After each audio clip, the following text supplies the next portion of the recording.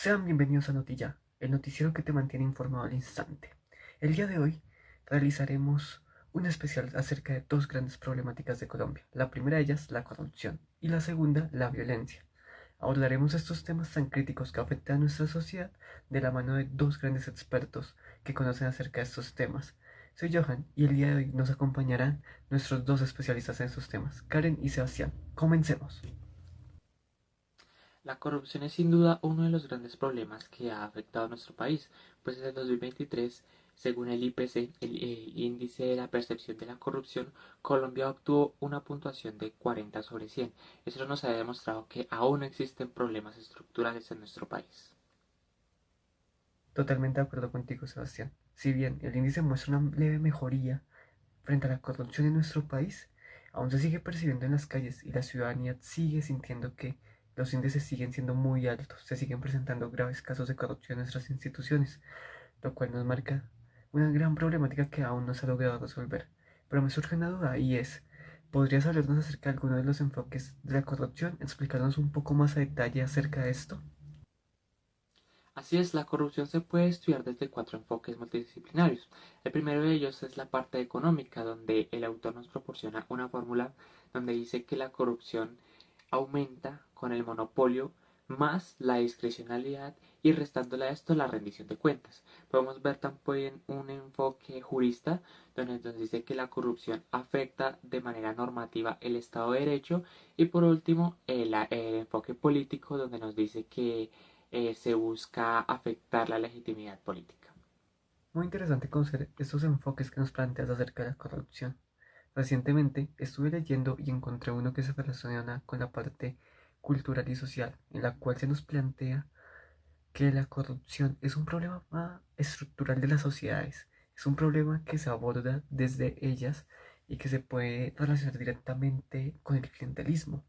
Pero para hablar acerca del clientelismo, le voy a dar la bienvenida a nuestra segunda invitada, que es Karen. Ella tiene una concepción más grande acerca de esto y nos puede dar algunas ideas frente a lo que es el clientelismo. Escuchémosla. Claro que sí, continuando con la idea que venías planteando, puedo hablarte del clientelismo desde la perspectiva de un autor diferente, el cual es Francisco Leal. Él nos plantea cambios en este enfoque, en un enfoque del clientelismo, que analiza su relación con el Estado, la sociedad y las transformaciones históricas del país que tuvo esto. ¿Por qué? Porque logra comprenderlo como un problema estructural del país, en donde este problema está arraigado enormemente con dinámicas políticas de aquí. Vaya, ha sido un punto de vista bastante interesante. Y hay algo que me llamó demasiado la atención de lo que dijiste en tu afirmación. Y es cómo se dan estos procesos o esas transformaciones históricas del país y su relación con el clientelismo. ¿Podrías explicarnos más a fondo, a detalle, cómo se sucede eso? Estoy seguro que tanto nuestros espectadores como Sebastián y yo tenemos mucha intriga de saber cómo este problema ha ido evolucionando a lo largo del tiempo en nuestro país. Claro que sí, el autor nos plantea que el clientelismo ha existido en Colombia desde hace mucho tiempo, exactamente el siglo XIX, en donde los liberales y conservadores fueron los formadores de redes clientelales para así consolidar el poder en el gobierno del Estado. Y este mismo caso se presentó en el siglo XX con el Frente Nacional, pues la alternancia del poder entre los liberales y los conservadores que hacía que hubiera como un favorecimiento entre esas redes clientelares en torno al aseguramiento de empleos, contratos y también hasta beneficios para quienes estuvieran con ellos.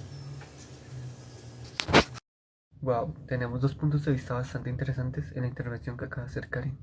Sin duda alguna, el clientelismo, viéndolo desde el punto de vista a nivel nacional, trae grandes perjuicios en materia de elecciones y también lo podríamos ver evidenciado a nivel regional, según esto que nos acabas de comentar. Pero sin duda alguna, la evolución de esta problemática se ha podido ver a lo largo de casi, ¿qué?, 100 años aproximadamente.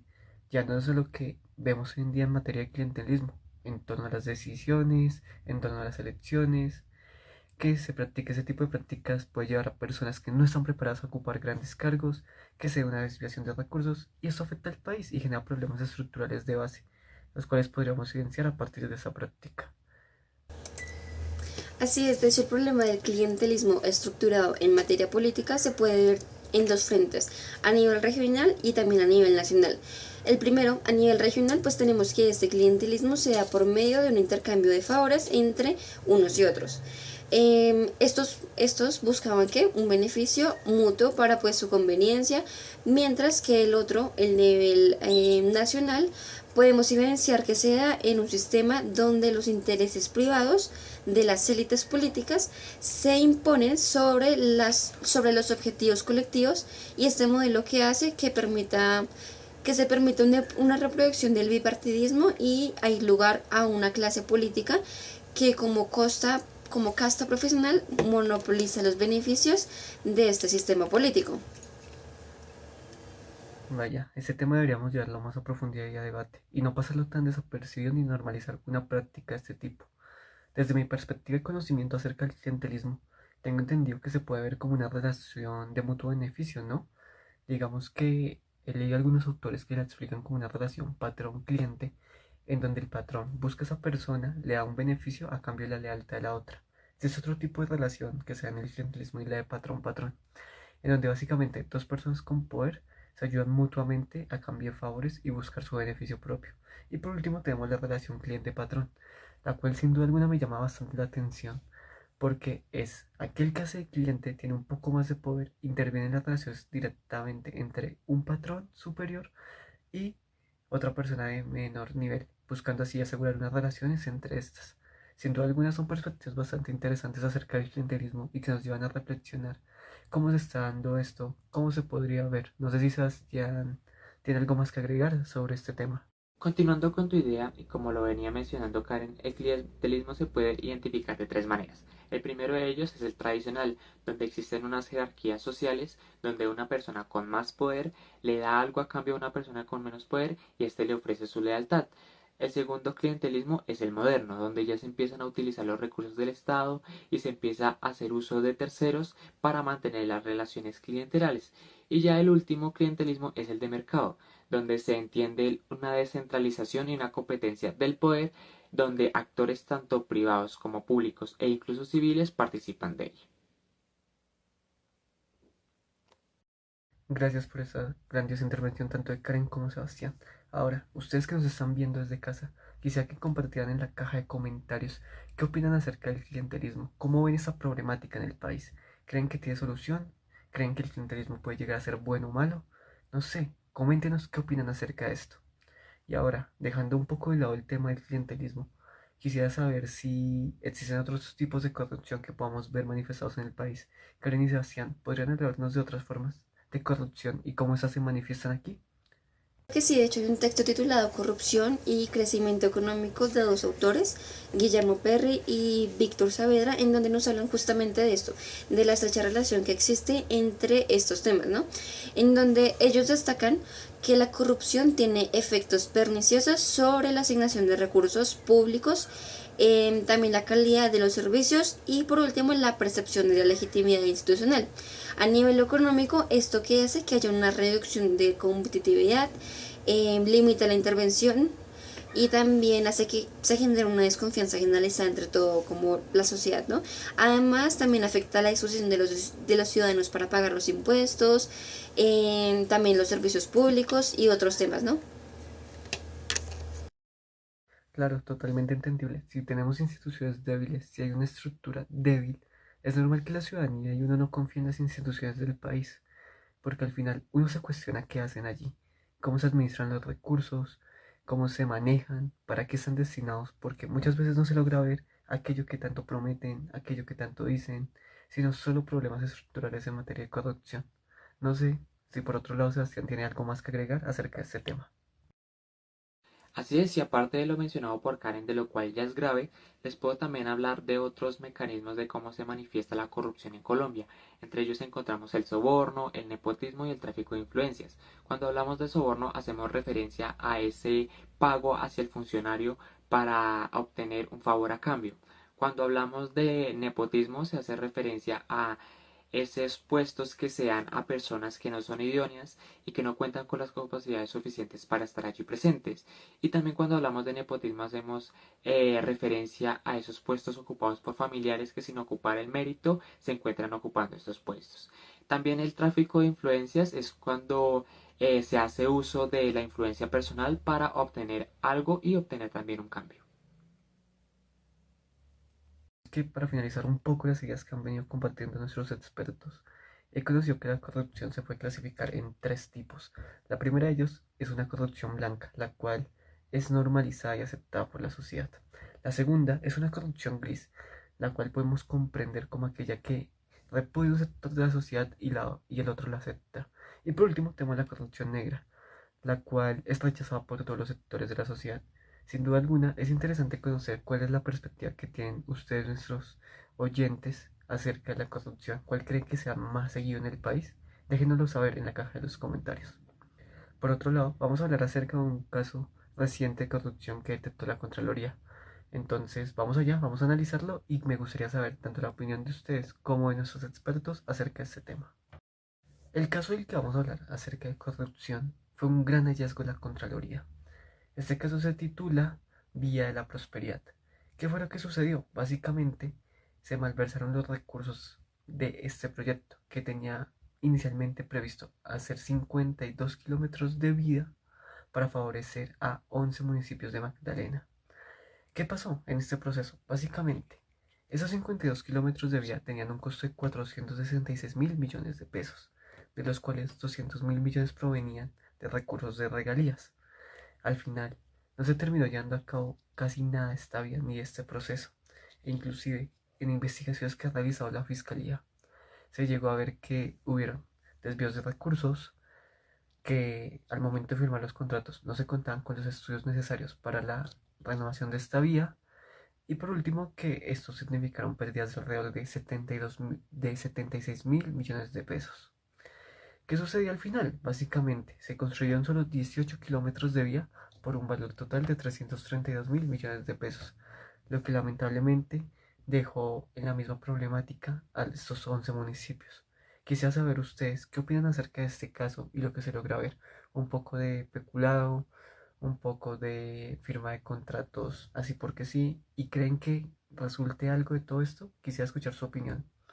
Bien, de hecho, pues para responder estas preguntas, primeramente me gustaría traer a colación la definición de la RAE de corrupción. Entonces, textualmente dice que es un vicio o abuso que se puede encontrar en un escrito o las cosas no materiales. Entonces, siento que hay que enfatizar que la definición dice textualmente que es un vicio o abuso. Entonces, justamente creo que es eso, pues en el primer caso de la corrupción que hubo en lo de las vías, y esto evidenciamos como muchas veces se evidencia esto en Colombia. Entonces creo que es un problema importante que entonces para que no haya corrupción uno tenga que ir y mirar el lugar o pedir incluso pruebas de fotos para decir, oh, sí se hizo la construcción, pero muchas veces también justamente al momento de pedir una foto se ha pues evidenciado como hay personas que ponen fotos de obras que no son. Por ejemplo, se pide una obra terminada y resulta que esa obra ya estaba bien antes. Y por ejemplo también, además de esto, en la parte de los recursos, entonces lo que se hace es contratar materiales de mucho menos calidad para así pues poder robar y poder robar el dinero. Y pues lo que hace es que las obras se dañen mucho más rápido y haya mucha más corrupción. Y también respondiendo también la segunda pregunta, siento que no solamente la corrupción es a nivel como político, a nivel público, sino también se evidencia desde los mismos principios que nos enseñan en nuestra casa. Por ejemplo, justamente lo que trabajábamos en alguna clase, en que pues el profesor nos preguntó que si nos consideramos personas corruptas o no, y por ejemplo llegamos a la conclusión de que muchas veces pues la mayoría sí lo hemos sido, porque por ejemplo el simple hecho por ejemplo de que Mateo cuando un día fue al mercado con la abuelita y que la abuelita no le decía nada cuando él se cogía una uva o una fresa o una cereza, eso ya es ser corrupto. Entonces sí siento que es algo que sea como como añadido mucho a la sociedad, porque esos simples hechos pues ya hacen parte de lo que se conoce como corrupción. Bueno, ya hablando ahora sobre este acto de corrupción de la vía a la prosperidad, que tenía aproximadamente 466.000 millones de pesos presupuestados, de los cuales 200.000 eran de regalías, pues se evidenciaron algunos sobrecostos al momento de ejecutar y pues una mala planeación de esta misma. También pues estos contratos se celebraron de manera irregular y pues esto trajo consigo también un acto de peculado por apropiación a favor de terceros, lo que también provocó unas pérdidas significativas. Este acto de corrupción afectó a 11 municipios y porque también se incurrieron en actos de corrupción en materia legal de la contratación. Lamentablemente, y como ya lo mencioné antes, esto afectó a 11 municipios que esperaban con ansias estas vías. En la lectura de corrupción, en su diagnóstico, se nos muestra que la corrupción se puede categorizar en tres: una corrupción negra, una corrupción gris y una corrupción blanca. En este caso, puedo decir que este tipo de corrupción sobre la vía de la prosperidad se puede categorizar en una corrupción negra, ya que afectó a las personas que habitan estos 11 municipios y que esperaban con ansias poder gozar de estas vías, pero que no lo pudieron hacer. Y como lo mencionaba el texto, la corrupción negra hace referencia a un repudio unánime por parte de la sociedad. Pues pienso que esta corrupción se puede categorizar negra al afectar directamente a tantos habitantes de estos municipios. También pues ya terminando de completar la idea, el autor nos mencionaba otros tipos de corrupción, los cuales pues eran la negra, la gris y la blanca. La gris pues era que hacía referencia a que es aceptada por unos pero repudiada por otros, y la blanca era que los actos de corrupción eran aceptados por la mayoría de la sociedad civil y por las élites. Bueno, muchísimas gracias por sus aportes. Y ahora me gustaría que ustedes desde casa que nos están viendo participaran en este debate. Y les quisiera preguntar, ¿consideran que la corrupción es algo que se ha ido normalizando en Colombia? Déjenoslo saber en la caja de comentarios. Sin más preámbulo, vamos a nuestro siguiente tema, el cual es la violencia.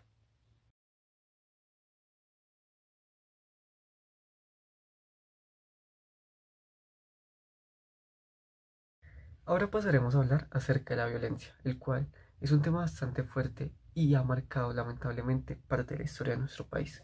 Para hablar acerca de este tema, vamos a tener en cuenta cifras, actores, el modo en el que operaban esos actores y las víctimas del conflicto. Para iniciar, me gustaría hacer relación en torno a unas cifras que nos entrega el informe Basta Ya, el cual nos da que desde el año 1958 hasta el año 2012 el conflicto armado en Colombia había dejado más de 200.000 muertos. Estas cifras sin duda alguna son algo alarmantes y preocupantes y nos permiten ver y entender que el conflicto se ha llevado a una gran escala y ha dejado demasiadas víctimas. Además de esto, me gustaría resaltar que el conflicto lo debemos entender desde un desarrollo en diferentes regiones que ha estado a cargo de grupos tanto ilegales como legales. Y cabe resaltar que el conflicto también debe incluir desplazamiento forzado, desapariciones, reclutamiento de menores, violencia sexual y el uso de minas antipersonas. El conflicto no se puede aislar de estos temas. Con este preámbulo pasemos a escuchar a nuestros expertos. Gracias por esta introducción, compañero Johan. Bueno, para hablar del conflicto armado en Colombia, debemos partir del hecho de que hasta ahora, hasta hace muy poco, se le empezó a dar la importancia necesaria a este tema. Esto debido a que se empezaron a revelar cifras. Esto se puede evidenciar en el informe Basta Ya de la Comisión de la Verdad, donde nos dice que este conflicto no es la suma de hechos aislados, sino que es un fenómeno estructural basado en estrategias políticas y militares, sosteniendo así alianzas entre actores armados legales e ilegales. Cuando tú haces referencia a que ha sido un fenómeno estructural, ¿a qué te refieres? Nos gustaría saber. Con esta afirmación se pretende asimilar de que el conflicto responde a una lucha de poder, y gracias a esto se ha permitido una captura del Estado tanto de actores legales como ilegales, y pues esto también ha permitido que el conflicto avance y se expanda. Un caso puntual de esto ha sido la presidencia del señor Álvaro Uribe Vélez, cuando este mismo dijo que en Colombia no había un conflicto armado. Sí, de hecho, ha sido un conflicto que se ha expresado de diferentes maneras y si vamos a verlo, por ejemplo, a un nivel más profundo, con lo último que decía de hecho Sebastián, tenemos que las políticas de seguridad democrática de Álvaro Uribe, también el Plan de Colombia y hasta la expansión paramilitar son políticas que desde su accionar buscaban detener la violencia, pero que realmente, por el contrario que hacían que se agudizara más y pues se le daba una gran captura del Estado a mano de grupos paramilitares, los cuales que hacían respondían a esto con intereses políticos y también ayudaron desde sus dinámicas a agudizar el conflicto. Y también pues por otro lado, si lo vemos desde los actores legales, tenemos que el caso de los falsos positivos, por ejemplo, a mano de las fuerzas fuerzas armadas es otro claro ejemplo. Sin duda alguna, eso que ustedes me comentan es algo muy triste y lamentablemente ha sucedido en la historia de nuestro país, donde muchas veces aquellos que quieren mostrar algún resultado les da igual llevarse por delante quien sea. Y es lo que podemos ver, terminan afectando a las personas, terminan presentándose ese tipo de casos que afectan de alguna u otra forma a los que lo vivieron, a las personas cercanas, y lamentablemente deja víctimas que ya no estarán más. Ahora, con este preámbulo que ustedes nos hacen en torno al conflicto, me gustaría que nos enfocáramos un poco más y habláramos acerca de las FARC y luego pasemos a hablar acerca de algunas cifras. Sí, bueno, claro que sí. Entonces, para empezar a hablar de las FARC, creo que es importante mencionar algunos hechos como históricos, sí, históricos y pues trascendentales, como por ejemplo sus inicios. Entonces, vemos como las FARC fue el grupo de guerrilla más antiguo del país, que sus inicios se remontan por allá al año 1960, pero que poseen unos antecedentes de los años 50, como con las autodefensas campesinas. Este grupo, además de eso, tenía como finalidad que era alcanzar el poder mediante la lucha armada y pues realmente no buscaban alcance a nivel político. Vaya, ese grupo es bastante interesante de estudiar, ¿sabe? Porque en lo que tengo entendido se desmovilizaron hace 8 años aproximadamente y desde entonces han buscado cumplir con los acuerdos y han propiciado información en torno a esclarecer el conflicto y la verdad en torno a este. Sin duda alguna, aunque hay personas muy comprometidas con el acuerdo de paz y buscan lo mejor y llevarlo a cabo, hay otras que han regresado a las armas y eso es un hecho bastante lamentable. Pero continuando con el tema acerca de las FARC, tengo información de que ellos se movilizaron en torno a los llanos orientales, al suroriente del país y otros departamentos. Y aquí me gustaría hacer una pregunta a ustedes y es, ¿cómo lograron permanecer tanto tiempo estos grupos y por qué en determinadas zonas? Respondiendo a tu pregunta, esto se debe a la buena organización interna, que era algo que caracterizaba a este grupo. Esto se debe a una organización donde había una jerarquía rigurosa y un liderazgo central muy fuerte. Además de que este grupo tenía una buena adopción tanto en el ámbito político como en el ámbito social. Esto les permitió pues perdurar en el tiempo. Además de que lo que tú decías de la ubicación, pues cabe resaltar de que estos hacían presencia en zonas rurales o donde el Estado tenía una presencia casi nula. Vaya, ese dato es bastante interesante y sin duda alguna marca una tendencia y es la buena organización que tenía este grupo armado, que sin duda alguna fue su fuerte y lo que le permitió asentarse en las diferentes regiones del país. Ahora, teniendo en cuenta esta información, me gustaría que me dijeran cuándo fue el auge de esta guerrilla, cómo se lograron sostener, qué era lo que les permitía perdurar a lo largo del tiempo. Te voy a responder la primera pregunta, y es que el auge de las FARC se da principalmente en los años 90, cuando se consolidaron como una posición de fuerza que fue resultado de muchos y de múltiples factores, entre ellos, por ejemplo, ¿cuál? La debilidad del Estado colombiano, además de eso la crisis institucional y también el gobierno, bueno, todo eso en el gobierno de Ernesto Samper, y también por último el uso de los recursos provenientes eran del narcotráfico. La organización implementó también un plan estratégico que incluía la expansión militar, la búsqueda de los recursos, lo que llevó a un crecimiento significativo tanto a nivel geográfico como a nivel militar. También de esto es importante mencionar que, por ejemplo, en otra materia que vimos una como una charla con un ex integrante de las FARC y que fue firmante del acuerdo de las FARC, pues se les mencionaba que realmente esos ingresos que tenían por parte del narcotráfico no eran ingresos que ellos generaban porque ellos tuvieran como las plantaciones, sino que ellos generaban unos impuestos que hacían que permitían como la circulación entre los campesinos y entre las personas que realmente lo compraron. Entonces ellos solamente eran como mediadores básicamente. Por otro lado, y respondiendo a la segunda pregunta, tenemos que este grupo se financiaba principalmente por tres modalidades: por la extorsión, por el cobro de secuestros y por el narcotráfico. Estas tres actividades mencionadas anteriormente generaban sus principales fuentes de ingresos. Gracias por ese valioso aporte, chicos. Sin duda alguna, es algo bastante interesante de conocer y que nos da claridad de cómo se llevaba a cabo el conflicto armado en Colombia, cómo funcionaban algunos de estos grupos armados. Y acá me surge una duda y no sé si ustedes me lo puedan confirmar. Tengo información de que el principal modus operandi de esta guerrilla estaba dado por los secuestros. ¿Eso es cierto? De hecho, eso es correcto. Vale, muchas gracias por aclararnos la información, Karen.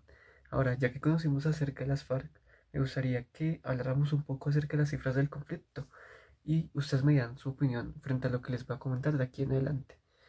Lo primero, como lo dije al inicio, es que el conflicto desde el año 1958 al año 2012 ha registrado alrededor de 220.000 víctimas, de las cuales, y esto es un dato bastante alarmante, el 81% de estas víctimas eran civiles.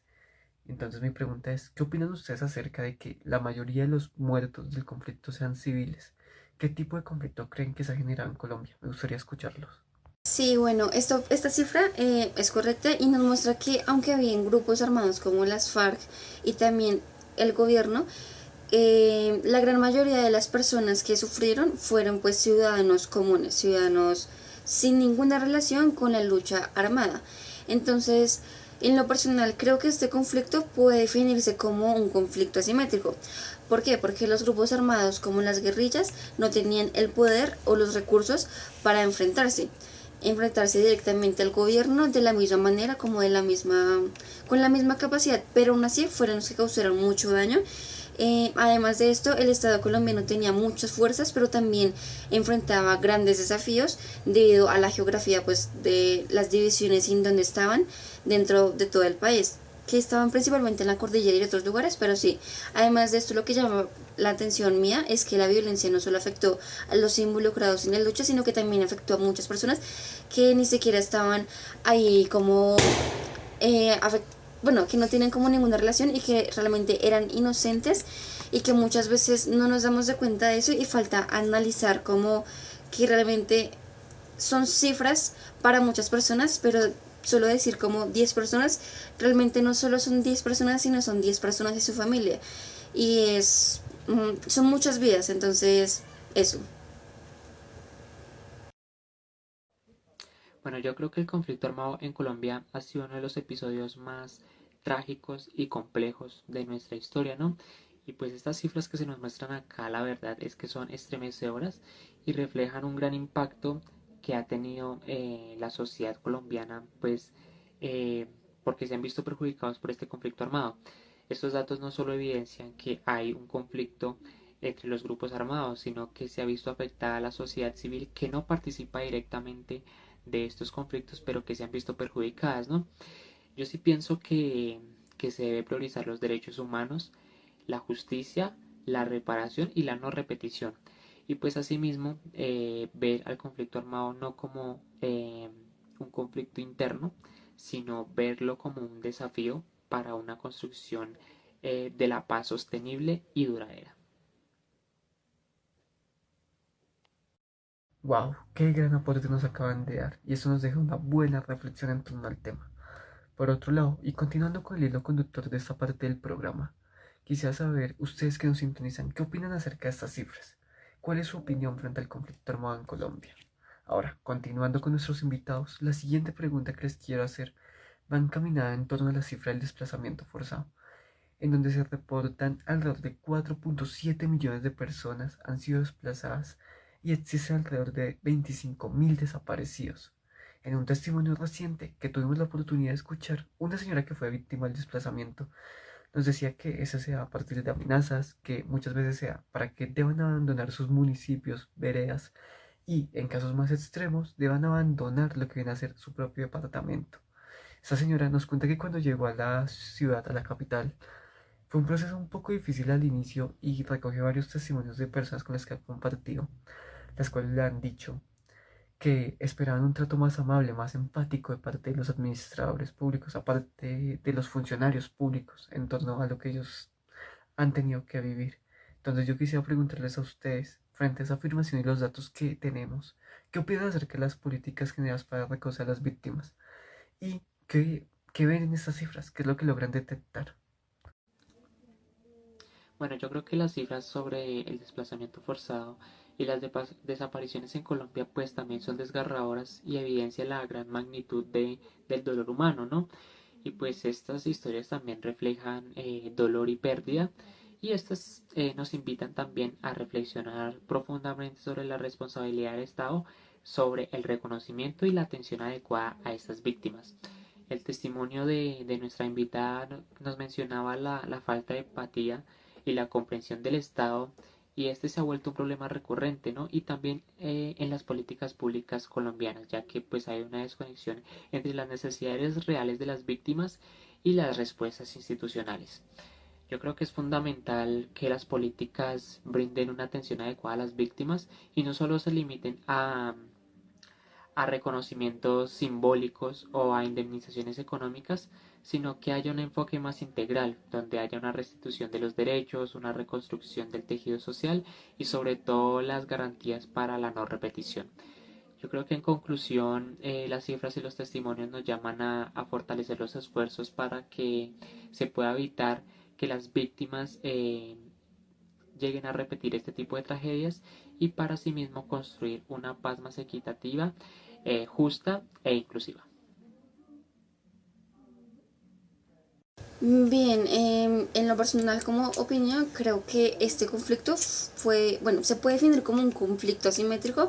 ¿Por qué? Porque el surgimiento de estos grupos armados como las guerrillas no tienen realmente el poder o los recursos para enfrentarse directamente al gobierno, pero aún así tenían, o sea, fueron los causantes de mucho daño.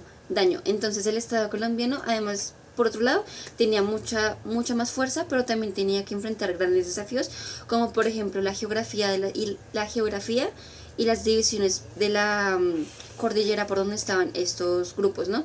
Además de esto, también lo que llama mi atención es que la violencia no solo afectó a los involucrados directamente en la lucha, sino que también a personas que ni siquiera tenían nada que ver y no tenían, sí, no tenían nada que ver con esta guerra. Entonces muchas víctimas fueron también civiles inocentes que fueron atrapados en medio de enfrentamientos entre los diferentes grupos armados y el gobierno.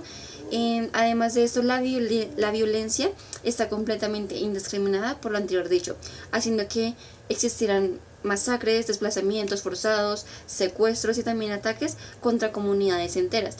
Entonces, esto, por otro lado, también creo que cabe mencionar justamente que realmente no son solo cifras, sino que, por ejemplo, decir 1.000 personas fueron las afectadas en este lugar, realmente no son solo 1.000 familias, sino que, bueno, 1.000 personas, sino que realmente son 1.000 personas y sus familias, y que mucho más allá de una cifra son personas. Entonces, creo que muchas veces no se le da el peso o el valor a eso.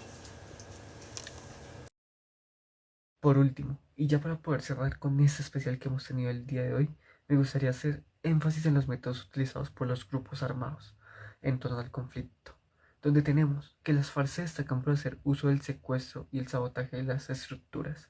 Por otro lado, los paramilitares acudían más a las masacres y amenazas, y la fuerza pública en torno a las masacres de la mano con los grupos paramilitares. Sin duda alguna, esos modos operantes dejaron víctimas por parte del conflicto, dejaron muchas personas heridas, otras asesinadas y un gran daño en la sociedad colombiana. Pero no solo eso, me gustaría hacer énfasis en que también se dio un grado alto de violencia selectiva, siendo los paramilitares los principales en aplicarla para desaparecer gente que se oponía a lo que ellos proponían. Frente a esto, ¿qué nos pueden decir ustedes con el modus operandi de los actores? Bueno, yo creo que el modus operandi de los distintos grupos armados en el conflicto muestra la gran diversidad de métodos para ejercer el control, para imponer el poder y para desestabilizar a las comunidades, ¿no?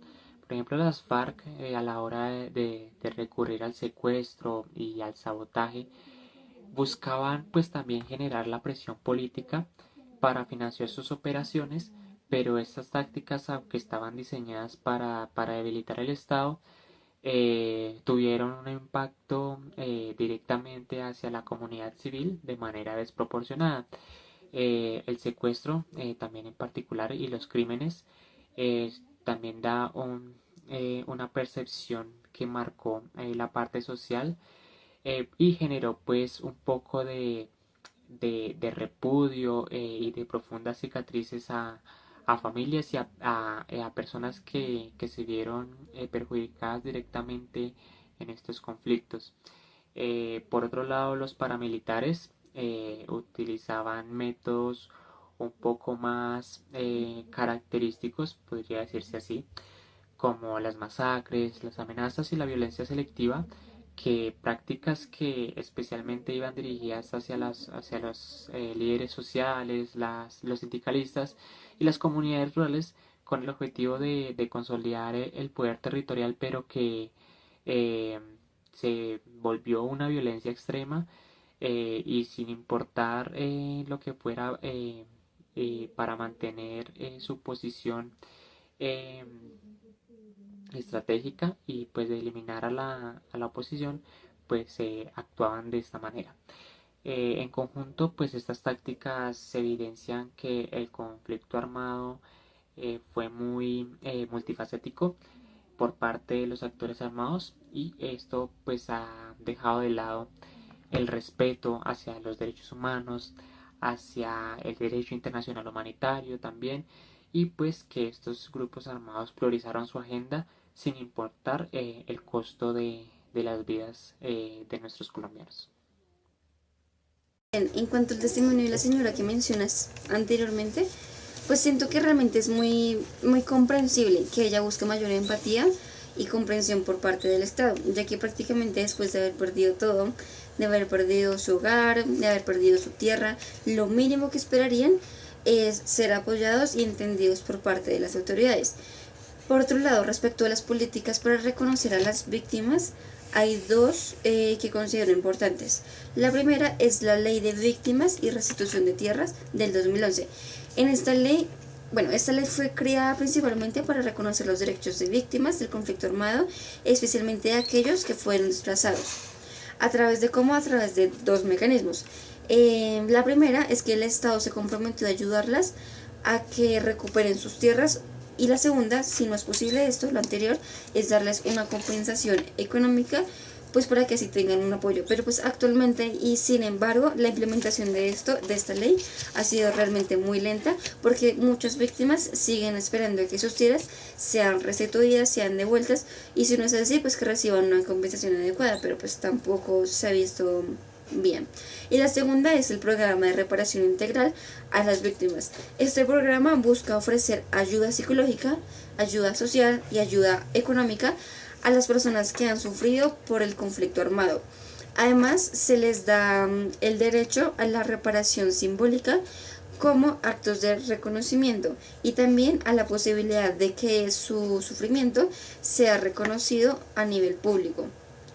Y pues actualmente, aunque este programa ha ayudado a algunas víctimas, pues como lo mencionaba también con la anterior ley, también han habido críticas por su falta de cobertura, y también que la burocracia retrasa mucho estos procesos. Entonces, pues para concluir, en mi opinión, aunque estas políticas son pasos importantes para reconocer el dolor de las víctimas y brindarles algo de justicia, considero que hay muchísimas dificultades en su implementación, porque las víctimas aún sienten que realmente el Estado no ha sido lo suficientemente empático y también comprensivo, o que realmente son escuchados, como lo mencioné anteriormente el caso de la señora. Entonces, realmente muchas personas siguen esperando respuestas y soluciones concretas, soluciones reales para reparar lo que han perdido y también sanar sus heridas tanto a nivel físico también como a nivel psicológico. Eso ha sido todo por el día de hoy en la misión de Notilla. Esta misión especial iba en todos los grandes problemas que enfrenta Colombia. Les agradecemos a nuestros invitados por haber venido y habernos dado esos grandes aportes en la discusión. Ahora, me gustaría finalizar con unas conclusiones en torno a los temas. La primera de ellas relacionada con el tema de la corrupción, el cual sería hacer un fuerte llamado a la ciudadanía a que no aceptemos ningún tipo de corrupción en nuestro país, a que el primer caso que veamos en torno al clientelismo, en torno al nepotismo, en torno a redes, tráfico de influencias, lo denunciemos. Esto es un llamado a la ciudadanía a denunciar este tipo de conductas para no permitir que se sigan expandiendo y causen un gran daño a nuestra sociedad. Por otro lado, me gustaría hacer un énfasis y una reflexión en torno al problema de la violencia en nuestro país. Si bien es cierto que es un conflicto que lleva más de 50 años, ha tenido diferentes actores, como lo han sido los paramilitares, como lo han sido las guerrillas, destacando principalmente la guerrilla de las FARC, como lo ha sido la misma fuerza pública. Eso nos lleva a reflexionar qué está pasando en el país y por qué somos un país tan violento, porque desde nuestra historia siempre se ha visto la violencia como algo normalizado y que la ha marcado. Sin duda alguna, es importante reflexionar en torno al conflicto que tenemos de manera interna, buscar llegar a acuerdos con los grupos armados que aún existen en nuestro país y sobre todo ir hacia esa paz que todos deseamos y merecemos. Ir hacia esa paz en donde las personas no tengan que abandonar sus territorios por culpa de amenazas, por culpa del conflicto, porque si se quedan saben que pueden morir, que los pueden extorsionar o que les puede pasar cualquier tipo de daño. Sin duda alguna, el conflicto armado es algo que debemos finalizar, y la única manera para lograr esto es dialogando con los grupos armados,